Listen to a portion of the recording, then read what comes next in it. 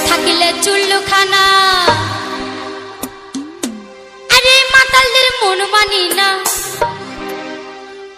আর খাইলে মরণ হবে এই মাতাল জানি না তাই স্বভাব তো কখনো যাবে না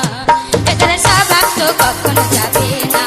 থাকলে চুল্লুখানা মাতালের মন মানে না থাকলে চুল্লুখানা মাতালের মন মানে না খাইলে মরণ হবে মাতালরা জানে না স্বভাব তো কখনো যাবে না এদের স্বভাব তো কখনো যাবে না